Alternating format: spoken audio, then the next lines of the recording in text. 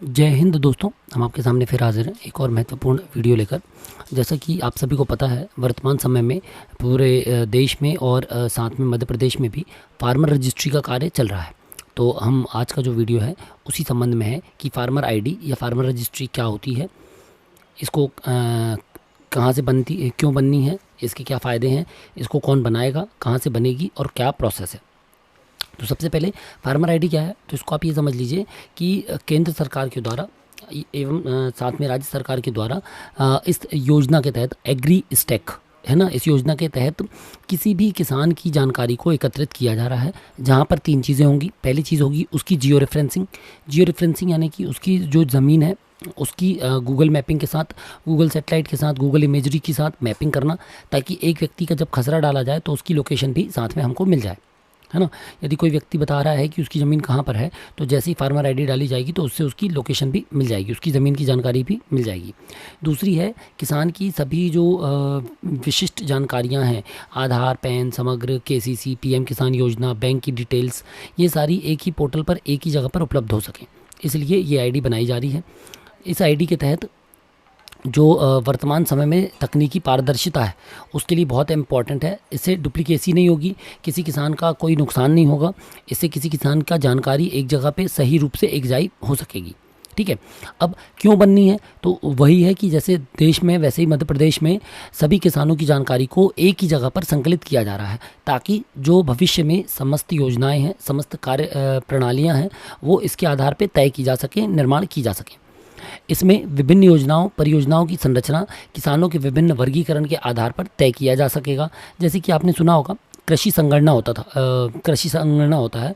कृषि संगणना में जोत का आकार, किसानों का आकार, उनका वर्गीकरण, जाति, इन सब चीज़ों के आधार पर एक डेटा तैयार होता था। ठीक है, अभी यदि कृषि ये हो जाएगा, फार्मर आईडी हो जाएगी, तो कृषि संगणना ऑटोमेटिक अपडेट हो जाएगी।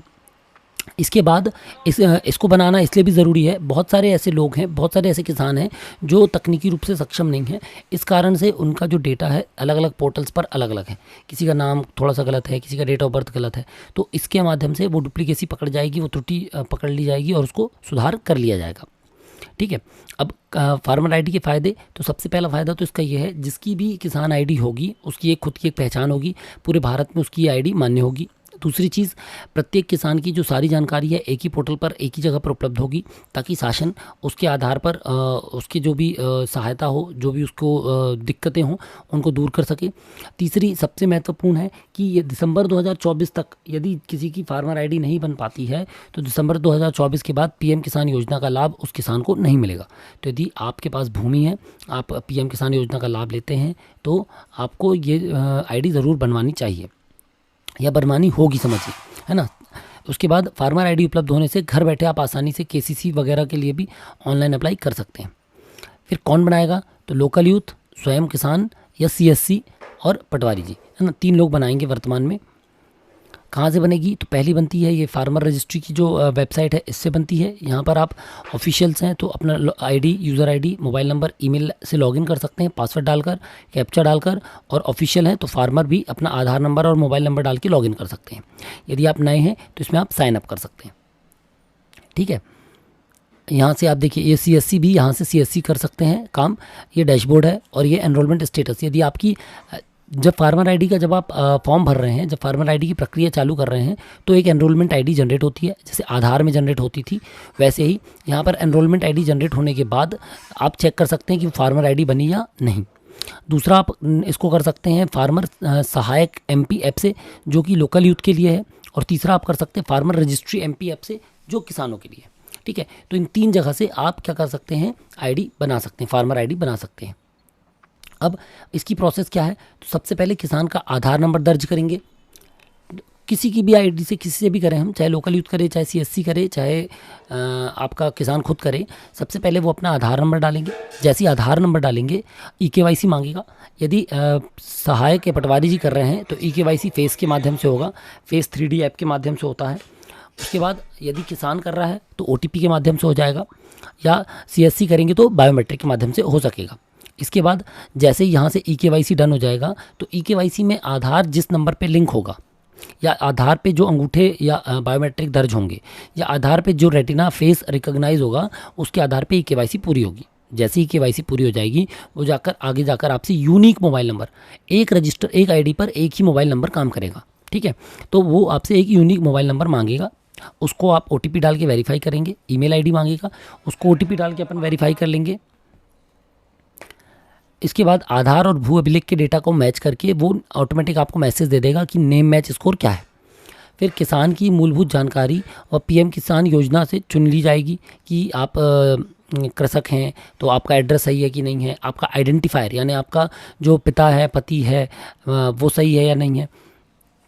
उसके बाद आप पीएम किसान योजना में पात्र हैं या नहीं, लाभ ले रहे हैं या नहीं। फिर भूमि की जानकारी को फैच कर लिया जाएगा आपके द्वारा, तहसील, जिला, गांव चुन के भूमि की जानकारी को ऐड कर देंगे और लास्ट में उसको सत्यापित कर देंगे।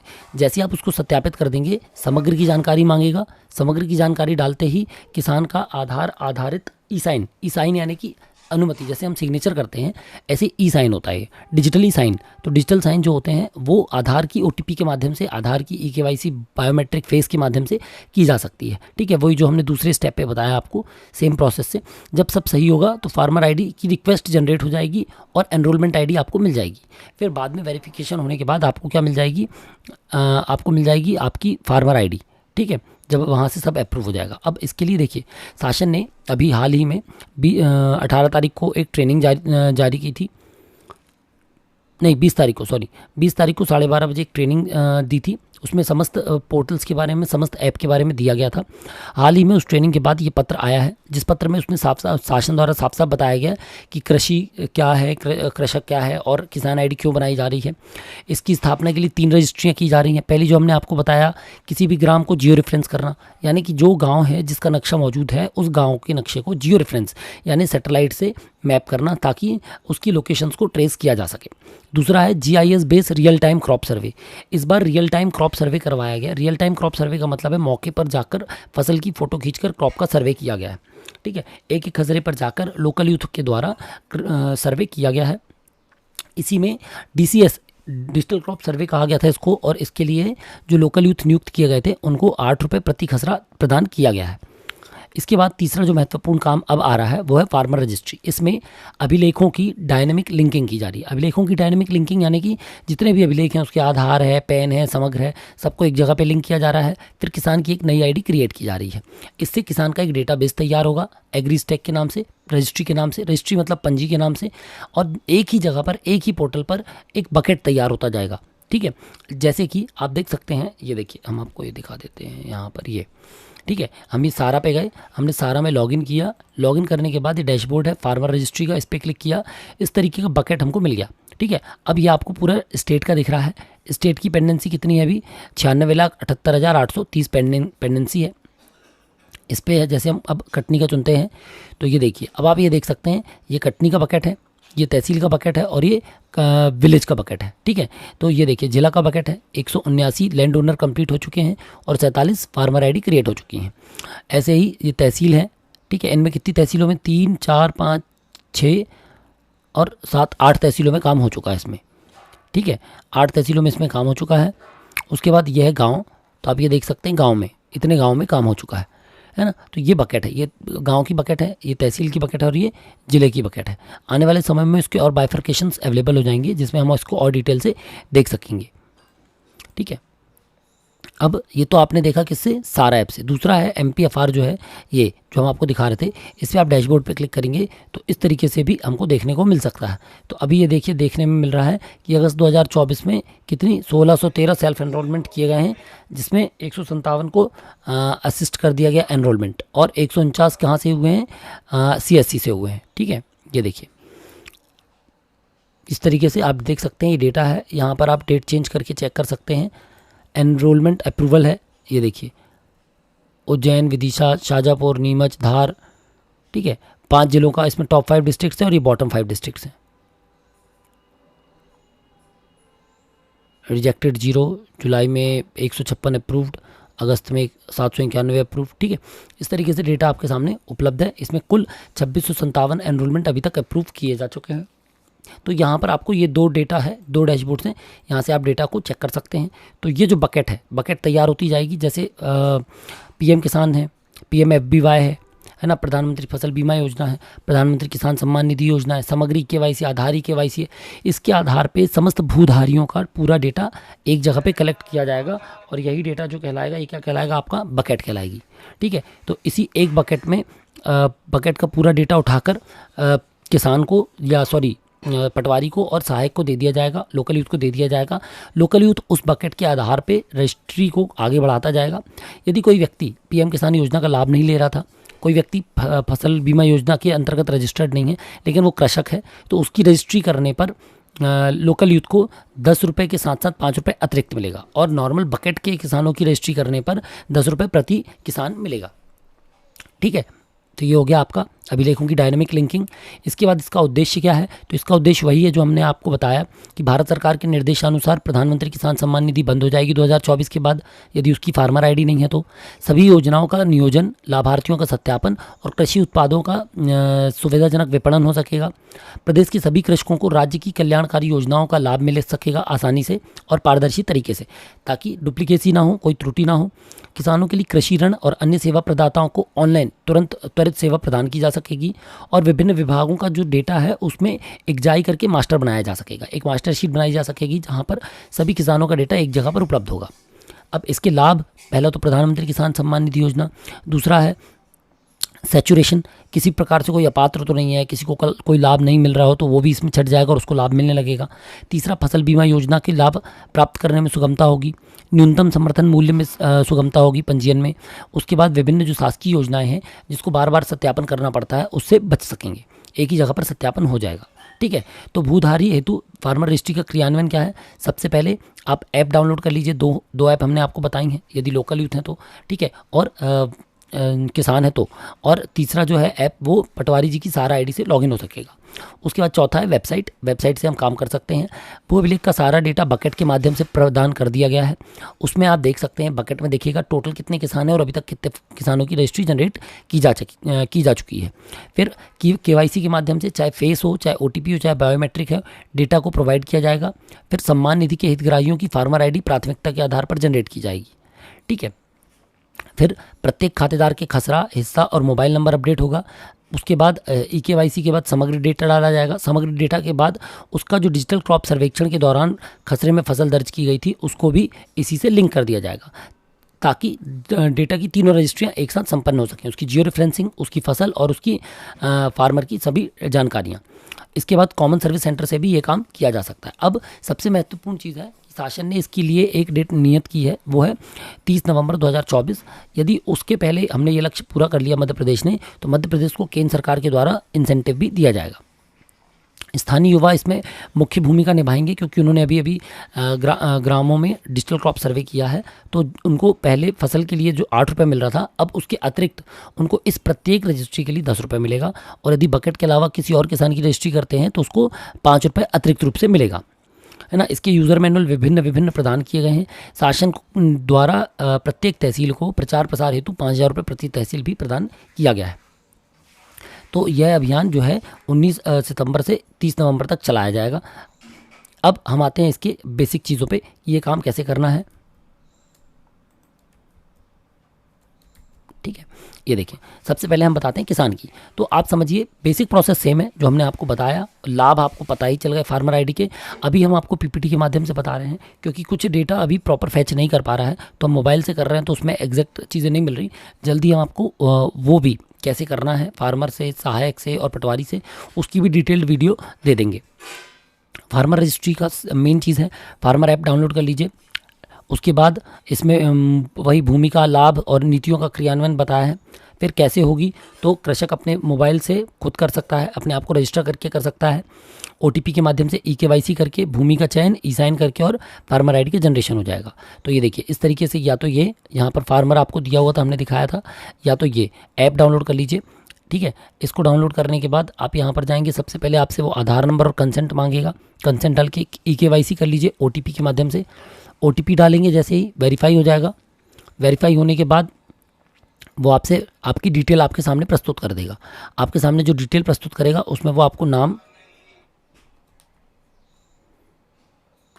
ठीक है, नाम, उसके बाद पिता का नाम, gender, date of birth, address, identifier, identifier का मतलब है पिता या पति जो भी है यहाँ पर आ जाएगा, उनका नेम, उसके बाद एड्रेस, एड्रेस के बाद वो आपसे पूछेगा आपका ऑक्यूपेशन, ओनर हैं आप, आपकी फ़ोटो, ऑक्यूपेशन पूछ लेगा। ऑक्यूपेशन के बाद वो पूछेगा आपसे कि क्या आप पीएम किसान योजना के लिए पात्र हैं या अपात्र हैं। आप यस या नो चुन लेंगे अपने हिसाब से। उसके बाद यहाँ से लैंड की डिटेल को फैच करेंगे। तो लैंड की डिटेल को फैच करने के लिए जैसे ही आप फैच लैंड डिटेल्स पे क्लिक करेंगे, जिला, तहसील, ग्राम चुन लेंगे। ग्राम चुनने के बाद खसरा नंबर डालेंगे। खसरा नंबर चुनते ही साथ खसरे की समस्त जानकारी उपलब्ध हो जाएगी। उसमें आप चेंज कर सकते हैं, सिंगल है, होल है ना, क्या है, उसके हिसाब से आप ये चुन लीजिएगा। यहाँ पर हम चुन लेंगे। जैसे ही चुनने के बाद आगे बढ़ेंगे, वेरीफाई कर देंगे, इसको सत्यापित कर देंगे। सत्यापित करने के बाद वह फिर से की समग्र आईडी मांगेगा, समग्र की डिटेल डाल दीजिए। समग्र की डिटेल डालने के बाद ई साइन के लिए आपसे कहेगा, ई साइन कर दीजिए। ई साइन मतलब कि वही EKYC OTP डाल के। तो ये डिजिटल सिग्नेचर वाला OTP है, यानी कि आधार से वेरीफाई है। आप यहाँ पर अपनी अनुमति दे रहे हैं और अपनी सहमति दे रहे हैं शासन को कि आपके द्वारा दी गई जानकारी सही है और इसके आधार पे आपकी फार्मर आईडी जनरेट कर ली जाए। ठीक है, ये है आपका फार्मर के द्वारा जो किया जाएगा। सहायक के द्वारा जो किया जाएगा वो भी सेम है। सहायक मतलब कि लोकल यूथ के द्वारा इंसेंटिव है, इसमें 10 रुपये प्रति आईडी दिया जाना है। केवल सहायक को ही 10 रुपये प्रति आईडी दी जाएगी। इसके अलावा पटवारी जी करें या किसान खुद करे, उनको वो नहीं दिया जाएगा। CSC का चार्ज अलग है।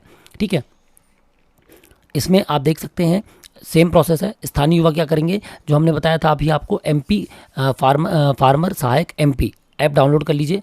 इसको आप जाएंगे, इसमें आप जैसे ही आगे जाएंगे वहाँ पर साइनअप का ऑप्शन आता है। यदि साइनअप करेंगे, आपका WebGIS का जो मोबाइल नंबर है उसके आधार पे साइनअप कर लीजिए या फिर साइन इन कर सकते हैं डायरेक्ट। ठीक है, साइन इन करने पे दिक्कत है तो फॉरगेट पासवर्ड पे वही WebGIS वाला मोबाइल नंबर डाल के आगे बढ़ सकते हैं। जैसे ही आप साइन अप कर लेंगे तो साइन अप में भी यदि साइन इन नहीं हो रहा है और साइन अप करना है, पहली बार आप देख रहे हैं, तो Aadhaar number, mobile number, email ID और डिस्ट्रिक्ट चुन के, पासवर्ड चुन के लॉगिन कर लीजिए। वहाँ पर वेरीफाई होगा, EKYC डाल के, OTP डाल के आपकी आईडी जनरेट हो जाएगी। फिर आप लॉगिन कर लीजिए। लॉगिन करेंगे तो इस तरीके का डैशबोर्ड आपके सामने आ जाएगा, जहाँ पर लिख रहा है आपके जो आप गाँव चुनेंगे उसमें कि आपका बकेट ये है, टोटल फार्मर इतने हैं, रजिस्टर्ड फार्मर और उनके न्यू फार्मर रजिस्ट्रेशन इससे करना है। यानी यहाँ पर 100 है तो जो आप करते जाएंगे वो इससे करते जाएंगे तो यहाँ पर कम होते जाएंगे।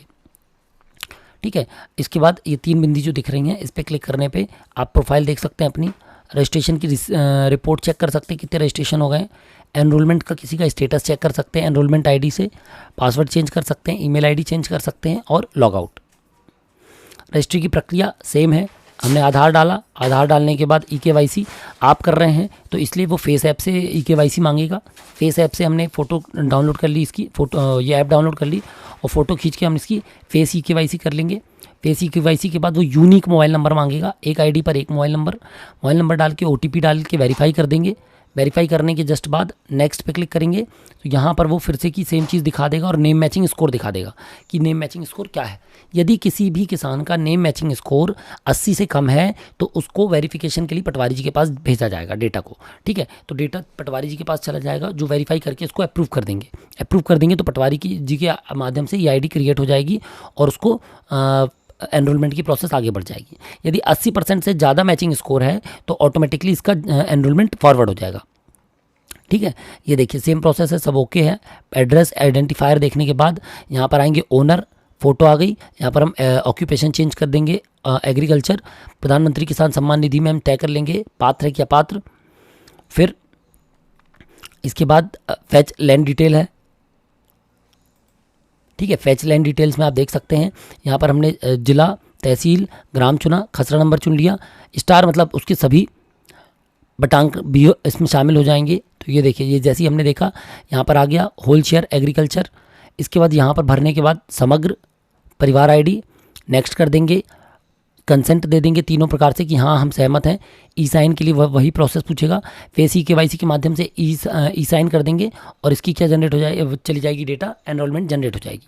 अब वही बात है कि यदि 80% से कम मैचिंग स्कोर है तो पटवारी जी के पास जाएगा वेरिफिकेशन के लिए। सभी जानकारी आपकी यदि सही होगी तो आगे बढ़ जाएगा और यदि किसी प्रकार से सत्यापन के बाद पटवारी जी ने अपात्र कर दिया तो दोबारा आपको डेटा सुधरवाना होगा। उसके बाद फिर आप फार्मर आईडी बना पाएंगे। और यदि सब कुछ सही है, पटवारी जी ने भी सत्यापन कर दिया है, तो स्वीकार करते ही किसान के द्वारा सरकारी योजनाओं का लाभ मिल सके, इस चक्कर में आपकी फार्मर आईडी जनरेट हो जाएगी। ठीक है, यदि आपको कोई समस्या आ रही, मैचिंग स्कोर में दिक्कत हो रही है, आपकी एनरोलमेंट स्टेटस नहीं आगे बढ़ रहा, तो आप अपने अलका पटवारी जी से भी संपर्क कर सकते हैं। अब पटवारी जी के लिए भी सेम प्रोसेस है, वो सारा ऐप से जाकर भी लॉगिन कर सकते हैं या फिर इस वेबसाइट से भी लॉगिन कर सकते हैं। यहाँ पर वो जाएंगे और वो देखेंगे अपना आधार से सेम किसान की जानकारी है एज इट इज़, जैसी हमने अभी तक बताई आपको। किसान की ओटीपी डाल के verification, name matching score, address, occupation के बाद फैच लैंड डिटेल्स में हम जाएंगे। फैच लैंड डिटेल्स में नाम डिटेल डालने के बाद यहाँ पर उसका खसरा नंबर, होल शेयर, हिस्सा के बाद वेरीफाई कर देंगे, सत्यापन करने के बाद वो कंसेंट मांगेगा। समग्र आईडी डाल के हमने उसकी कंसेंट ले ली और ओटीपी के माध्यम से या हम चुन लेंगे फेस KYC के माध्यम से, तो वहाँ से ओके हो जाएगा। ठीक है, अब ये तो नॉर्मल प्रोसेस है। इसके बाद जो पटवारी जी के लिए महत्वपूर्ण है वो ये है, पटवारी जी की आईडी में यहाँ जब पर जाएंगे जब एग्री स्टैक में, तो यहाँ पर ऑप्शन आ रहा है farmer registration, registered farmer list, check enrolment status, registered farmer list save as draft, farmer detail update और फार्मर रजिस्ट्री वर्कफ्लो डिटेल्स।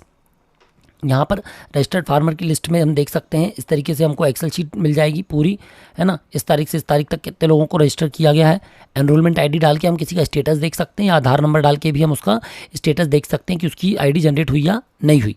उसके साथ ही कोई काम करते समय हमने छोड़ दिया कि बाद में करेंगे, तो हम वहाँ पर ड्राफ्ट सेव कर सकते हैं। बाद में उसकी सही जानकारी के बाद ड्राफ्ट को अप्रूव कर देंगे। अप्रूवल स्टेटस देखने के लिए यहाँ पर सर्च करेंगे तो अप्रूवल स्टेटस देखने मिल जाएगा हमको। फार्मर की जानकारी का अप्रूवल यहाँ से हो जाएगा। ये देखिए, ये अप्रूव करते हमने यहाँ से देखा, हमको सब ओके लगा, हमने इसको अप्रूव कर दिया। ठीक है, ये हो गई पटवारी जी की आईडी से। अब एसएलआर और तहसीलदार की आईडी से दिया हुआ, लेकिन इसमें भी वही प्रोसेस दी है पूरी कि क्या क्या होनी है, CSC के माध्यम से क्या होगा। इसमें सिर्फ शॉर्ट में ये एक चीज़ बता दी है समरी आपकी, एक मिनट, ये ठीक है। ये देखिए, ये स्थानीय युवा क्या काम करेंगे और पटवारी जी क्या काम करेंगे, तो वही सारी चीज़ें और किसान कैसे कर सकता है। तो इस तरीके से आप देख सकते हैं फार्मर आईडी का काम हो जाएगा और फार्मर आईडी के बाद हम आसानी से एनरोलमेंट आईडी का फॉर्म हमारा जनरेट हो जाएगा, जो इस तरीके से आता है। ये देखिए, ये एनरोलमेंट आईडी है, रजिस्ट्रेशन फॉर्म आप देख सकते हैं। यहाँ पर एनरोलमेंट आईडी आ जाएगी, ये फार्मर की फ़ोटो, ये उसका नाम, ये उसकी हिंदी में या लोकल लैंग्वेज में उसका नाम, gender, caste category, date of birth, age, identifier पिता का नाम हिंदी में, mobile number, email ID, farmer का कास्ट सर्टिफिकेट नंबर यदि होगा, लिंक होगा आधार समग्र से तो, PAN number, minority religion, KCC number, amount, bank में कितना KCC में कितना अमाउंट है उसका, बैंक का नाम, IFSC का नेम, फार्मर की डिसेबिलिटीज़। ठीक है, उसके बाद एड्रेस इंग्लिश और लोकल लैंग्वेज में, फार्मर टाइप ओनर और ऑक्यूपेशन एग्रीकल्चर, फिर लैंड की डिटेल, है ना। ये देखिए, खसरा नंबर ये दिए हुए हैं और ये एनेक्जर में जो सहमति हम दे रहे हैं। तो इस तरीके से अब प्रत्येक किसान जिनकी भी फार्मर आईडी है और जो भी जिनके पास ज़मीन है वो अपनी फार्मर आईडी खुद बना सकते हैं, या लोकल यूथ उनकी आईडी अब आराम से बना सकते हैं और पटवारी जी आराम से अप्रूवल कर सकते हैं। जल्दी हम इसकी वर्किंग वीडियोज़ भी आपको उपलब्ध करा देंगे। ठीक है, फिर हम मिलते हैं अपने अगले वीडियो में, तब तक के लिए जय हिंद।